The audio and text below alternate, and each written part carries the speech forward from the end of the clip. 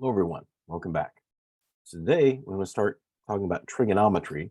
And first, we're going to talk about the trig functions of the acute angles, introduce what the trig functions are, and specifically look at acute angles to begin with.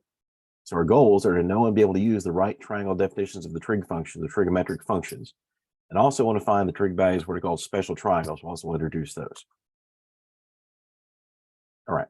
So what I call the right triangle based definitions of the trig functions look like this. So let's say I have a right triangle where this is our right angle. Okay. And this angle here we're going to call theta. Okay. Now from that angle, then we call the opposite side is the one that's across the other side of the triangle from theta. Okay, that's called the opposite side. The smaller side that's beside it is called the adjacent side. Okay, that's on this side of it. And on the other side is the longest side of the triangle, the one that's opposite the right angle is called the hypotenuse. And from those three sides, we can create these called the 6 trig functions. So sine of theta is each one of the trig functions is the ratio of two sides of the triangle. So the sine is the ratio of the opposite side over the hypotenuse.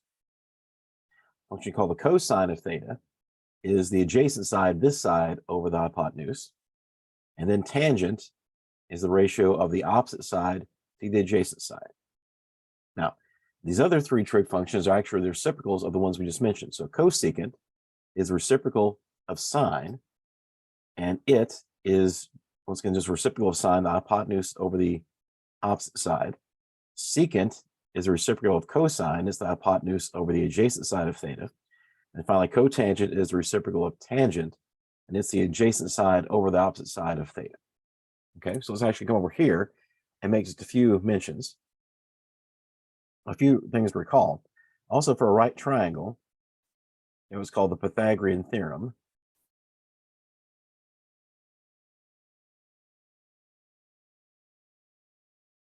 Which you probably remember. So if you have a right triangle, and this is only true for right triangles, the Pythagorean theorem is. And actually, these trig functions are only defined for right angles as well, right triangles as well. So if you call these sides like side A, D, and C, then the Pythagorean theorem says that the square of the hypotenuse, the longest side, the side that's opposite the right angle, is equal to the sum of the squares of the other two sides, a squared plus b squared. Okay, and so that's true of any right triangle. And these sides are also, of course, related to the trig functions. Now, also, as I mentioned, the reciprocals, and they're reciprocals of each other, but let's focus on these here. So cosecant of theta said is reciprocal of sine is 1 over sine of theta. The secant of theta, this one right here, is a reciprocal of cosine, 1 over cosine.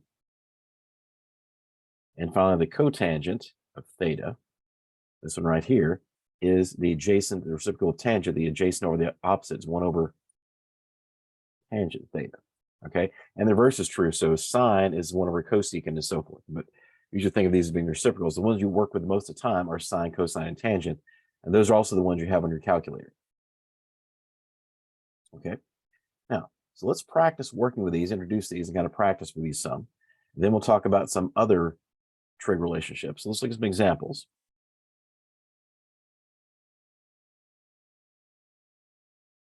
All right, so number 1. Well, let's say, so number 1 is find the values of the trig functions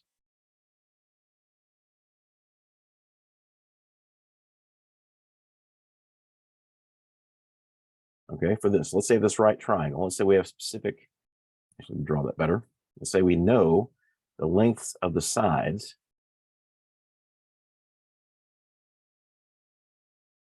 All right, so let's say this is our right triangle. This side is 12. This side is length of 5, and the hypotenuse is length of 13. Also, let's say this is our angle theta right here. Okay, now we could also make theta, this could also be our theta as well over here. Okay, I might do both. So say for theta, so then the sine of theta, okay, from right here, is the opposite side over the hypotenuse. 5 over 13. The cosine of theta is the adjacent side, or the hypotenuse, 12 over 13. And then the tangent of theta is equal to the opposite side over the adjacent side, or 5 over 12. Then the reciprocals, cosecant of theta is the reciprocal of this, or it's the hypotenuse over the opposite side, 13 over 5. The secant of theta, which is the reciprocal of cosine, is the hypotenuse over the adjacent side, 13 over 12. And finally, the cotangent of theta is equal to the reciprocal of tangent is equal to the adjacent side over the ratio of the adjacent side to the opposite side, or 12/5. Okay, now let's also do one more thing with this one. Draw a line. Let me make another angle. Let's call this angle right here. Sorry, I didn't mean to make that look like. All right. Also didn't mean to do that, but let's make this angle right here. Let's make this angle. Let's call this beta. Okay, Greek letter beta. All right. Now, if we do the same thing for beta, okay, so it also has all these same signs, but it switches. So now for beta, its opposite side is 12, and its adjacent side is 5. The hypotenuse is still the same.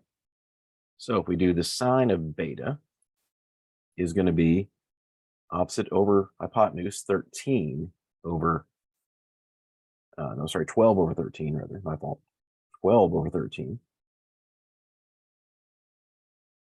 Okay, cosine of beta is going to be the adjacent side of beta over the hypotenuse, 5 over 13.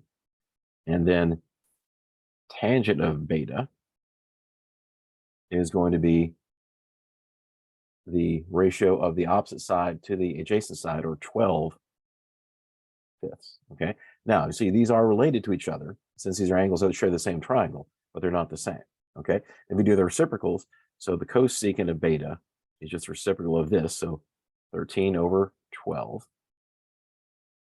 The secant of beta is the reciprocal of cosine, 13 over 5. And then finally, the cotangent of beta is just reciprocal of tangent, 5 over 12. Okay, so if we know the sides of a right triangle, we can find those values right away. Now, let's take a look at a couple examples where it's a little bit different. And give me just a moment to choose the side I want. All right. Now, this time, let's go to our next page, number 2.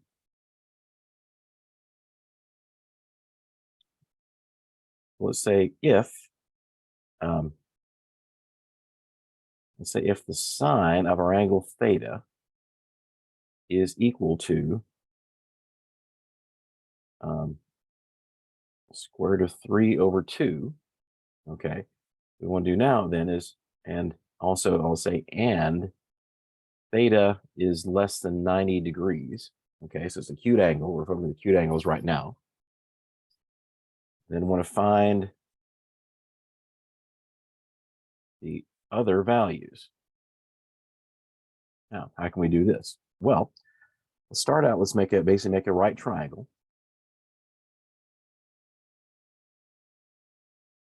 Here's our right triangle. Now let's make this our angle theta right here. So the sine of theta, remember, sine is opposite over hypotenuse. Okay.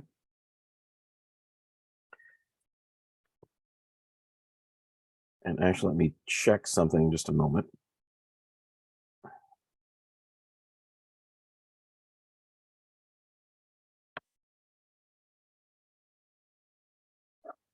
Okay, right. So let's say that this then, if this is opposite over hypotenuse, then that means that the opposite side of theta is going to be the square root of 3, and the hypotenuse is going to be 2. So then we need to know this side right here. Let's call this side A. Okay. Now, so to find the other values and to find side A, so we can use the Pythagorean theorem. Let's do that over here. So find side A. So recall, the Pythagorean theorem says that if you have a right triangle, then the square of the hypotenuse is equal to the sum of the squares of the other two sides. Let's do that for this triangle. Okay, and so The hypotenuse is 2, so 2 squared is, actually, let me just turn this around. So our right side is going to be 2 squared, the hypotenuse. And so it's going to be a squared plus the square root of 3 squared. Okay, so if we do that, then we have a squared, and we know the square root of 3 squared is just 3. And of course, this is 4. So subtract 3 from both sides. We have a squared is equal to 1. Now, a, then, if we take the square root, is just going to be the square root of 1. Just going to be 1. Okay. And now this is, and since a is a length, in general, what you'd have is, in fact, let me just do this the more formal way, so make sure everyone's clear on this.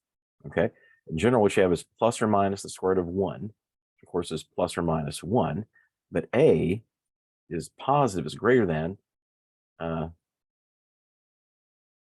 since it's a length, okay, anything that's a length is positive. So a is just 1. Okay. So what I'm saying here is just generally take the square root of both sides. It's a plus or minus the square root of this side, but since a has got to be a length, a has to be equal to 1. Okay. All right.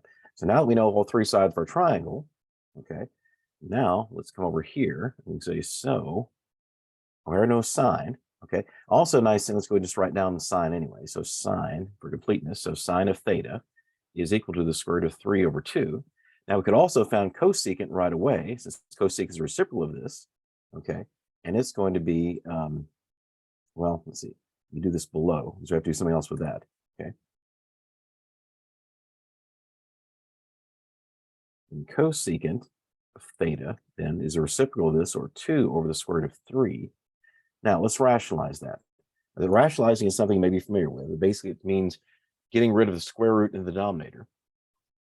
So in this case, since we can't reduce or simplify the square root of 3, just multiply the top and bottom of this fraction by the square root of 3 over 3. Because the square root of 3 over itself is 1, so we're not changing the meaning. And the square root of 3 times the square root of 3 just becomes 3, and so this becomes 2 times the square root of 3 over 3.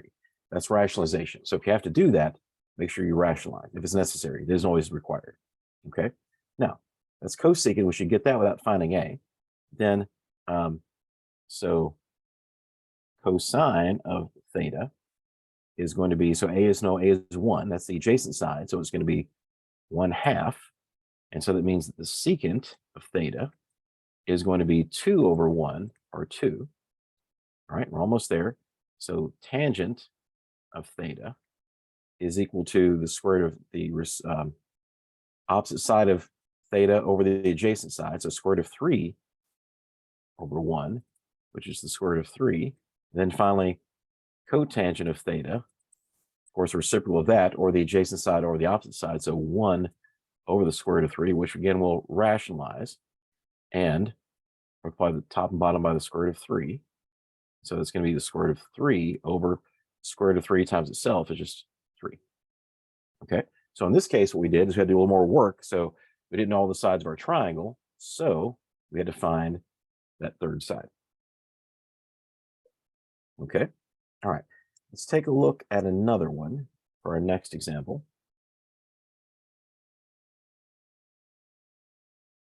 It's going to give me a moment to choose the one I want.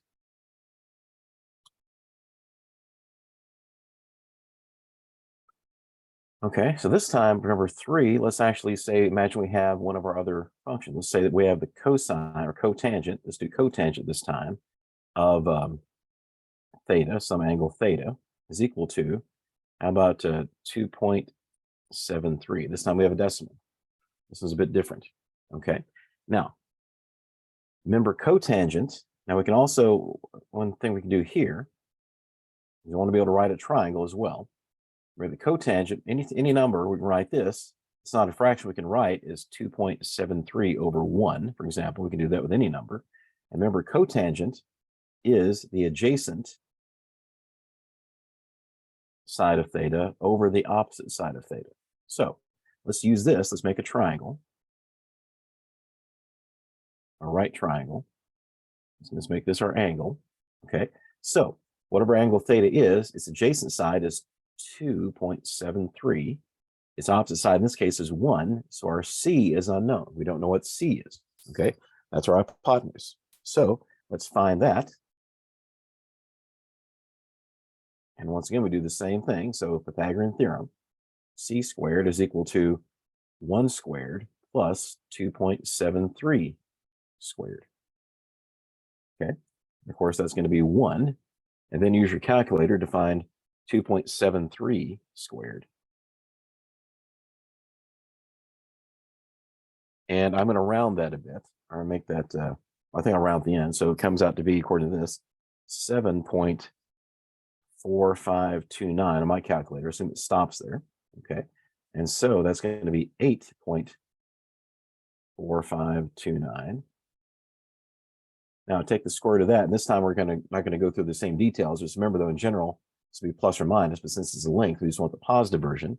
And so take the square root of that. And this time I'll just round this to 2 decimal places. So this is going to be approximately 2.91. Okay, so that's my side C. All right.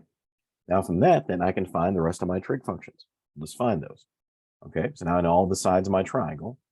So the sine of theta is equal to opposites over hypotenuse, so 1 over 2.91. And let's find that. So 1 divided by 2.91. Once again, I'll just do that to 2 decimal places. That's going to be approximately, remember the squiggly equal signs means approximately 0.34. Okay. Now, cosecant of theta, reciprocal of this, or just 2.91 over 1, that's just 2.91. So that's easy. Okay, let's do cosine. So cosine of theta is the adjacent side over the hypotenuse, 2.73 over 2.91. Okay, let's approximate that.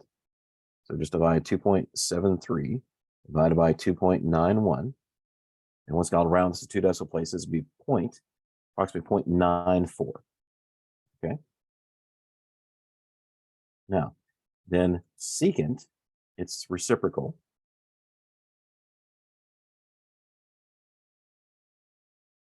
It's reciprocal. Will then be, you can do it as 2.91 over 2.73, which is also be the same, also as 1 over 0.94. We're spending a round off. Let's just do either one of those. I'll do approximately the 1 divided by 0.94, and then, oops, wrong thing. Okay, 1 divided by 0.94, and that's approximately, two decimal places, approximately 1.06. Okay. Now, we already know cotangent. We said the cotangent was 2.73. So then tangent is just going to be 1.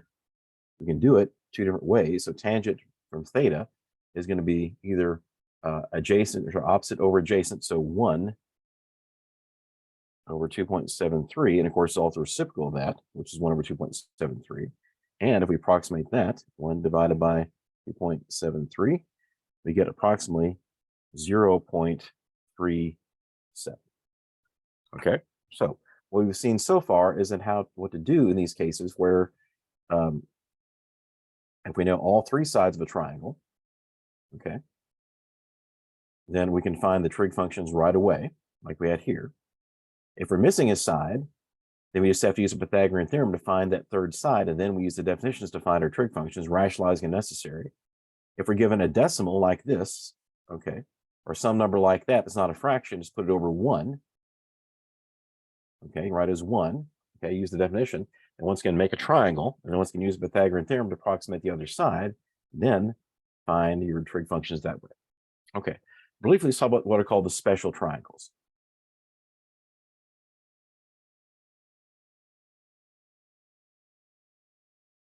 Okay, so there are 2 of them. All right, the first one we'll talk about is the 45-degree, 45-degree, 90-degree triangle that looks like this. If I can draw it well. It's called an isosceles triangle. So there's a right triangle, also an isosceles triangle, in the sense that two sides of the same length. So this angle is 45 degrees. This angle is also 45 degrees. I hope you remember a fact of any triangle, not just right triangles, of any triangles, all the angles, all the interior angles have to add up 180 degrees. Okay. Now, since these angles are the same, their opposite sides are also the same. Okay. So we're going to call those sides 1 and 1. Okay. Then if you use a Pythagorean theorem, okay, just the way we've done, you can find the hypotenuse. The length of the hypotenuse is the square root of 2. Okay. So if we have a special triangle like this, then we can find all the trig functions of 45 degrees by just using, in fact, either angle here, because they're both the same, and then rationalize as we need to. So we can actually use a special triangle to find all those. Now let's talk about the other special triangle, the 30-degree, 60-degree, 90-degree triangle. Okay. Now, the way we get it is a little bit different. We're going to start with an equilateral triangle.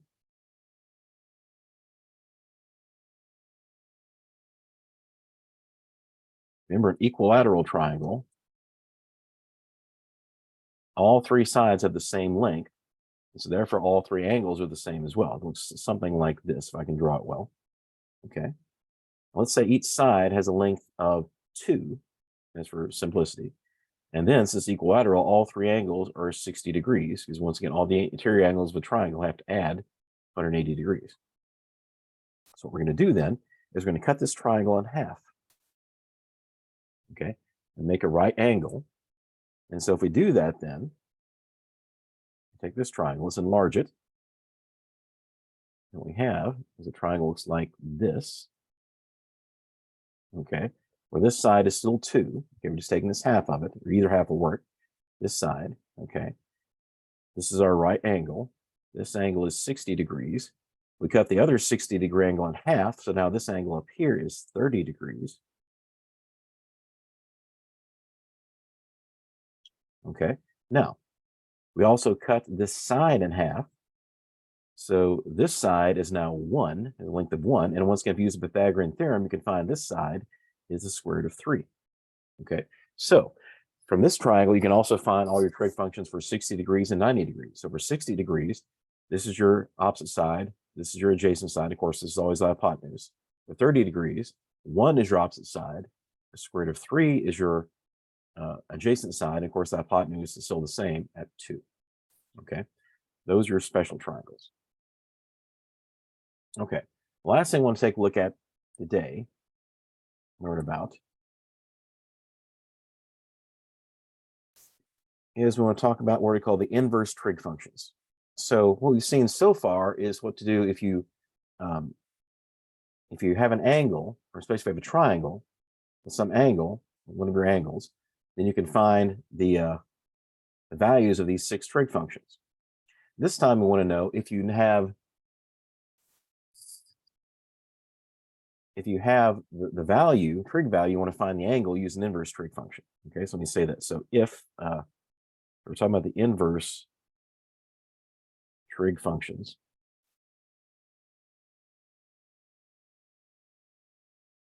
okay, and so what these are for, once again, if you know a trig value of an angle,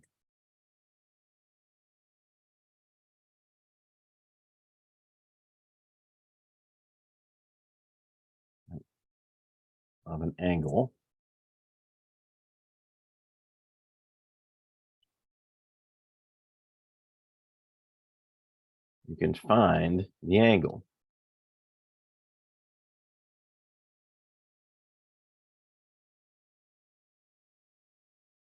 With one of these inverse trig functions.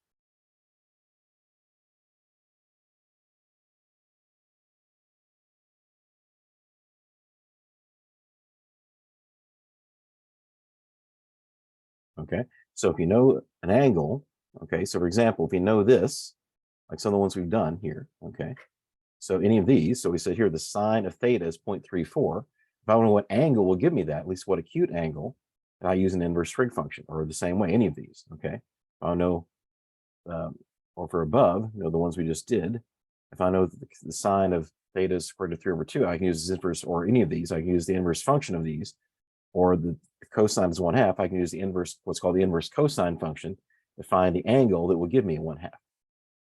Okay. Now, doing that, let's look back over here to the left. And so this explains and describes these. The inverse functions, it says, can be used to undo the trig functions, since they're inverse functions. These are functions like the square and the square root, or like exponents and logs. They undo each other. Okay. So to find the angle, if you know the trig value. All right. They look like this. So these are three basic ones. So these are, this double arrow going both ways means they're equivalent statements. These are the same ways of, two ways of saying the same thing or giving the same information. We know that the sine of theta equals some number a. That means theta is equal to this, what's called the inverse trig function of a. That's what the sine minus 1 means. Same thing for cosine. If cosine of some angle theta is a number a, and it says the same thing, that theta is equal to the inverse cosine of a. That gives you the same information. Okay. Also, I'm sorry, this is a typo. It happens when you copy and paste. This should say tangent. Let's fix that. There we go. Same thing with tangent. Okay. So if tangent theta equals some number a, that means that theta is equal to the inverse tangent of a. Okay. And that's why we're going to use then these inverse trig functions and define these angles when we know the values, these a's. Okay. Now a few notes on this, let me say below here. Now this minus 1 is not, this minus 1 of a is the inverse trig function. It's not the same as 1 over sine of a. It's not cosecant. Okay. That can be confusing, and sometimes in the future we'll see the way we use sometimes exponents or put it right here in front of the sign or after the sign, but that's not what that means. So any of these, all these functions, this is true of the rest of them as well. This -1 right behind the trig function means an inverse, not a reciprocal. Okay. Also for these, we're going to assume for this, for our purposes here,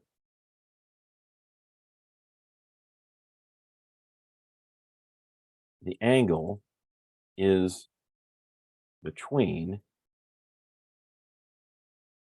0 degrees and 90 degrees. Okay, in degrees. All right, for now. Because as we'll see, you may see in the future that actually if you can have the inverse function of an angle can actually give you more than just one angle. Could even angle that's not an acute angle. We'll talk about that in another video in the future. Okay, and also if you want your angle to be in degrees, you have to make sure your calculator computer is in degree mode. Okay, and how to get that, a lot of times I believe in the TI series usually says mode, mode button. I'm not sure which, but if you're once you're how to find that, and we'll actually look at this on Desmos, you want to make sure that you're in degree mode if you want your result in degrees, because angles are measured in both degrees and radians. We're not talking about radians at the moment. You have to make sure that your calculator is in the correct mode. So here we want to be in degree mode.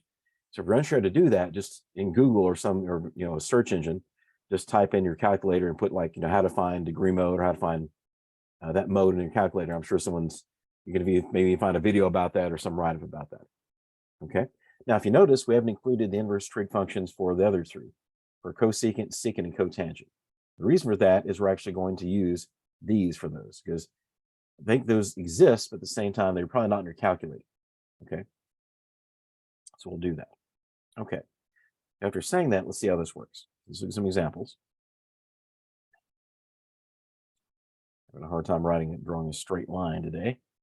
There we go. Okay, so let's say for number 1, well, in all these want to find, let's say want to find theta. Let's say want to find theta to 4 decimal places.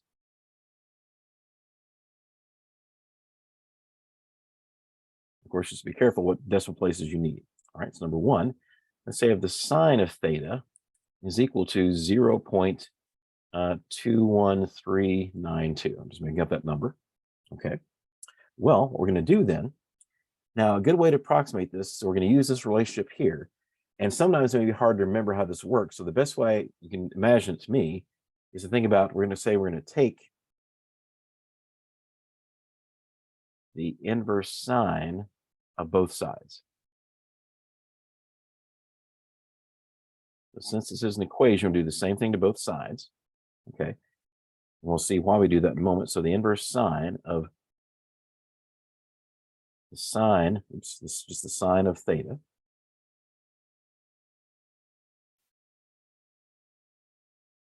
is equal to the inverse sine of this side, 0.21392. Okay. Now, the reason I do that is because these are inverses of each other. Crap, I'm sorry, I don't know what happened.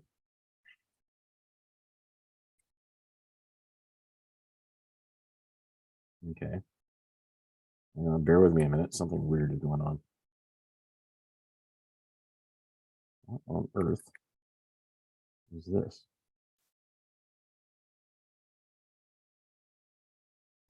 All right, let me start over. That was bizarre. I don't know how that happened, but let me just start that over. Okay, try it one more time. So take the inverse sine of both sides. So sine inverse of the sine of theta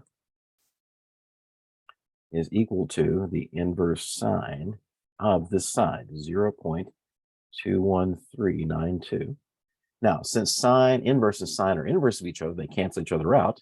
What we're left with is just theta equals the sine inverse of 0.21392.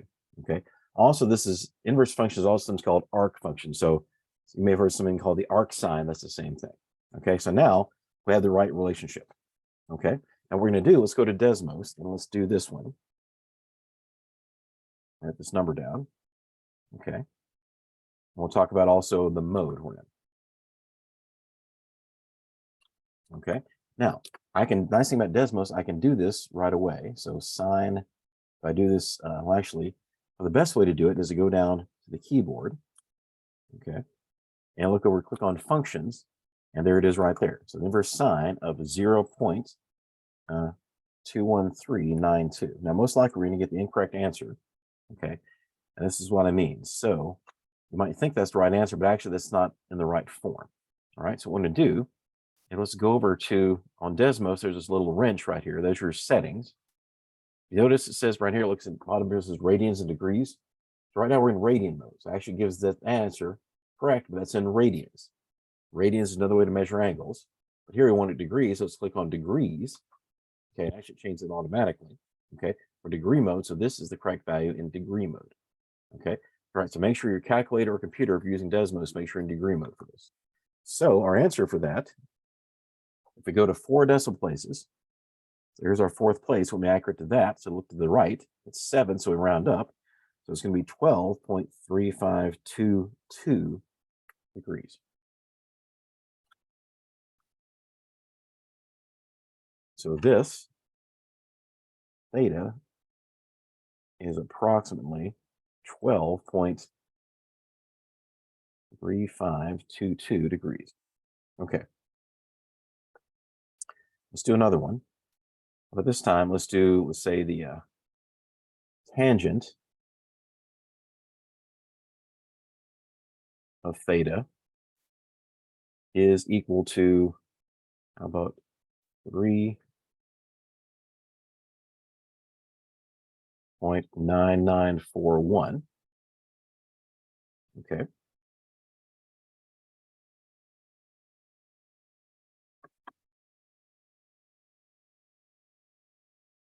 Actually, let me think about that.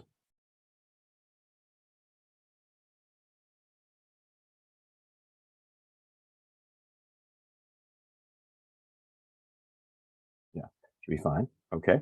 Now, same thing. So what I want to do is so I want to use this relationship here. Okay. I want to convert it from this form to this form. The easy way to think of that, once again, is to think about taking the inverse tangent of both sides.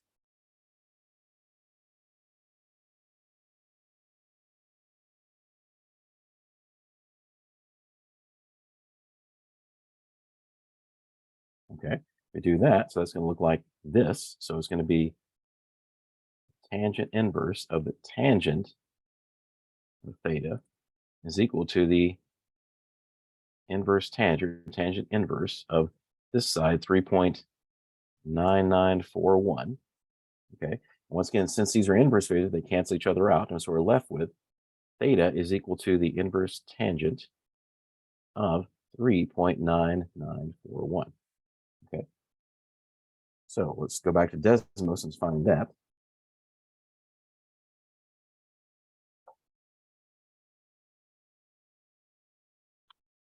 Okay, so let's go back to those functions then.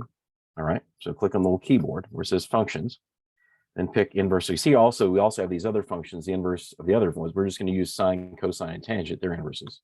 Some's also called the arctangent. So this is 3.9941. And yeah, so the result is C right here. And if we do the 4 decimal places again, here's what we accurate to the 4th place where the 8 is. So look to the 5th place, it's 4, so we don't round up. And so it's going to be 75.9438 degrees.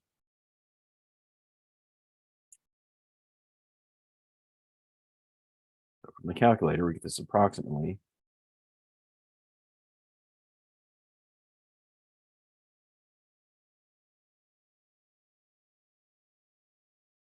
75.99 or 9438 degrees. Okay. All right. Let's do one more. Now, let's do one in which we have one of those, the other trig functions. Okay. Let's say we have the secant of theta is equal to 1.9002. Okay. Now, once again, even though Desmos, as we saw, you actually has a button for that, we're actually not going to use it. Okay, because most of your calculators, like your graphing calculators, probably don't. At least it's not, if it does, not easy to get to. So I'll show you another way to do this, which will also work and help you better understand the relationships. Let's go back up the top. We talked about these inverse relationships. Okay, so we said that secant is the reciprocal of cosine. The reciprocals of each other. The secant is the same as 1 over cosine. Secant of theta is the same as 1 over cosine of theta. Let's go back down here then and use that fact. Okay, so let's write using cosine of theta. So secant, this now becomes 1 over the cosine of theta is equal to this, 1.9002. Okay, now what do we do from here? Well, we want to essentially get cosine by itself, essentially solve this for cosine. So the best way to do that is to actually I'll just say flip both sides. So one rule of equations is you can take the reciprocal of both sides at the same time. That will be an equivalent equation. Not always useful to do that. In this case, it is. What I mean is flip both sides. So the reciprocal of 1 over cosine is cosine over 1. Okay. And so the reciprocal of this is just 1 over 1.9002. And of course, this cosine of 1 is just cosine. So cosine of theta then is equal to 1 over 1.9002. It's best to leave it like this, even in your calculator. Your calculator can store all the significant figures. Okay, so these are equivalent statements. Secant of theta equals 1.9002 is another way of saying the cosine of theta is 1 over that. Okay, now here we're going to do, like we did the others, is we're going to take, to get rid of the cosine, when you use this relationship here, write it in this form, is to take the inverse cosine of both sides.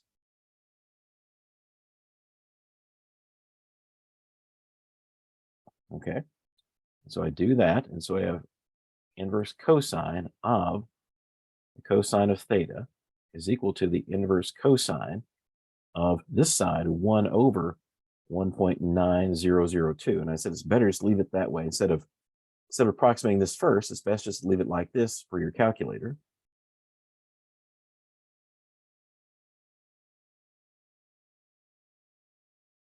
Okay, this cosine inverse cosine, cosine are inverses that cancel each other out.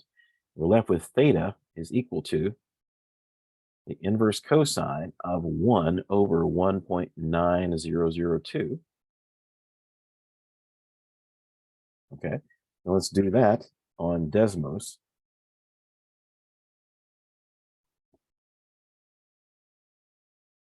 And excuse me, let me check something really quickly. You can try that on your own.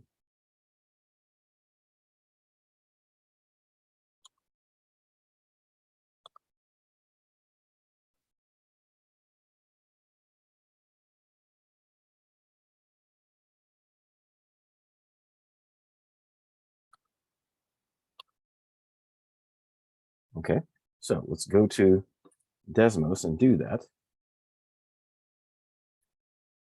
Okay, so right here, let's come over here. Then also do the same thing. So let's do inverse cosine of 1, do this 1 divided by 1.9002. Okay, right, and we get, make that look better. Okay, so you get 4 places, 58 point, looks like, to the 4 places. So when accurate to this place right here, so look to the right, and we want to round up. So this is a 6, so 2469, 34, or sorry, 58.2469 degrees. And so theta, approximately 58.2469 degrees. Okay, so that's our answer. Now let's go back to Desmos one more time. Now, if you want to use, now you can use these functions using Desmos if you want, the inverse functions here, but once again, secant inverse is probably not on your calculator. Oops, sorry, I didn't mean to put it there.